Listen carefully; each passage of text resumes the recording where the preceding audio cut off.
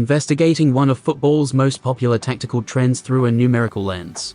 You probably know what an inverted fullback is by now, with Pep Guardiola finding new ways to innovate and dominate, while Twitter analysts post lineup graphics with inward-pointing arrows and boxes around the half spaces. The term has ingrained itself into mainstream football vocabulary. I am not here to provide any tactical insight or propose a new development. Rather, I will simply be trying to show how event data can be used to quantify inversion. If you are interested in pursuing more of the tactical side of things, I will leave you a couple good starting points. Now, let us get into the numbers. Passing in central areas. The first thing that comes to mind when I think of inverted fullbacks is the general fact that they operate in central areas. These players drift inside, away from the touchline, and combine in the half spaces or the central channel. With that in mind, the first method I used to look for the top inverters was finding the share of a fullback's passes played from a central position. Essentially, I split the pitch into 4 quarters going left to right, and any passes played from the 2 inside quarters were classed as central. Right off the bat, this looks pretty good. The poster boy for the inverted fullback role, Joao Cancelo, has the highest central passing rate by a good margin. His teammates in that Guardiola system, Kyle Walker and Alexei Zinchenko, also sit in the top 4. Elsewhere, Danilo takes the silver medal, with Alex Sandro doubling the Juventus presence in 5th. Stuart Dallas of Marcelo Bielsa's Leeds United makes an appearance, and, perhaps unsurprisingly, Niklas Süle's time at right back for Bayern Munich saw him tucking in centrally. Visualizing the passing locations of some of these top players against a fullback who is far more glued to the touchline shows the magnitude of the positioning difference. The likes of Cancelo and Danilo played an abundance of passes from the center, while, especially high in the attacking third, they did not operate out wide as much. For someone like Trippier, on the other hand, it is clear they are more focused on getting to the end line and maintaining their sides with themselves. Joao Cancelo, playing as an inverted right back, steps centrally and slides in a through ball. Danilo makes an inward run from left back, picking up the ball inside the center circle and sending it out to the wing. Thus, you can start to see why players with strong vision and distribution, or a history of playing in midfield, rank highly in terms of central passing rate. Playing the ball to wider teammates. That first metric seemed to yield pretty good results, but I wanted to see if something even more granular could provide any additional insight. Basically, if a fullback inverts, that should mean there is another player on their flank closer to the touchline, maintaining the side spacing and width. How can this be measured without tracking data? What I have tried to do is quantify the frequency at which a fullback completes passes to a teammate who is a significant distance wider than him. So, if they are on the left side of the pitch, a pass that moves the ball towards the left touchline, and if they are on the right, a pass that moves the ball towards the right touchline.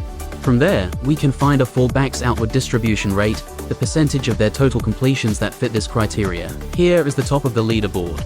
There are a lot of familiar names from the first metric, but with a bit of reshuffling. Kyle Walker tops the list here, and Cadiz's Isaac Castellan, perhaps an under-the-radar inverter, makes another appearance, this time up in 6th. Castellan, Anates Arbilla, and Nacho Vidal show that there could be a bit of a trend here among bottom-half La Liga sides.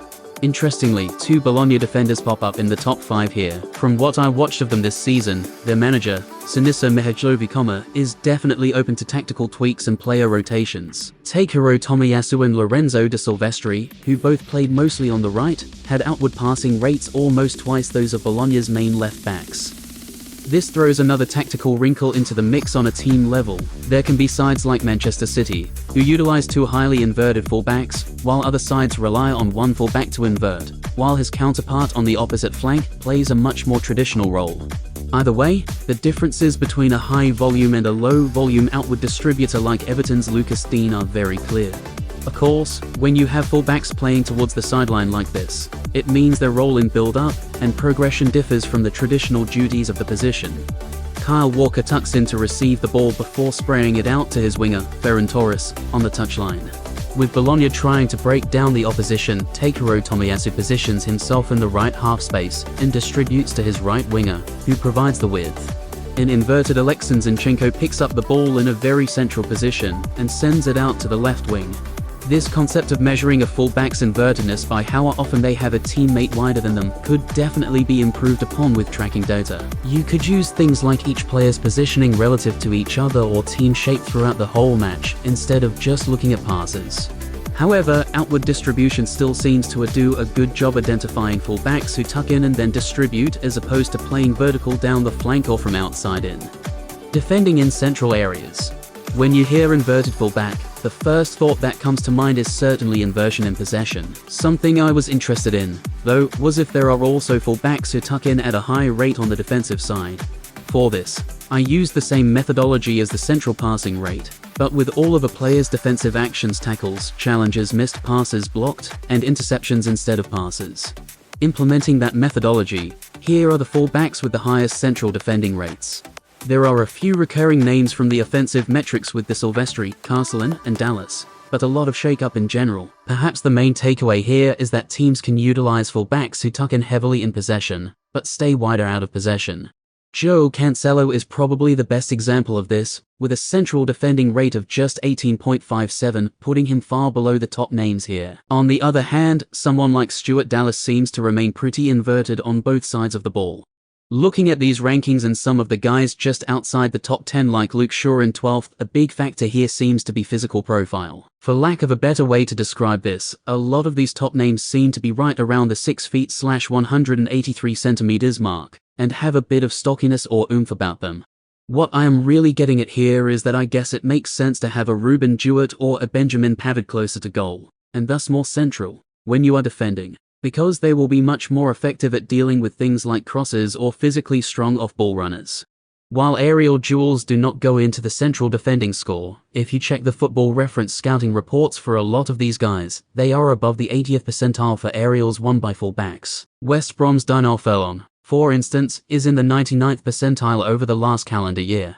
Thus, while in possession, you probably want fullbacks who are more technical and have better vision to invert defensively. It seems that shifts more towards physical strength and aerial ability. These players tuck in more to deal with things like crosses and runners, but it then leads to them making their tackles and interceptions in more central areas. That being said, you can still have someone like Stuart Dallas, who is not very strong in the air, inverting frequently, which could say more about the uniqueness of that Leeds United system.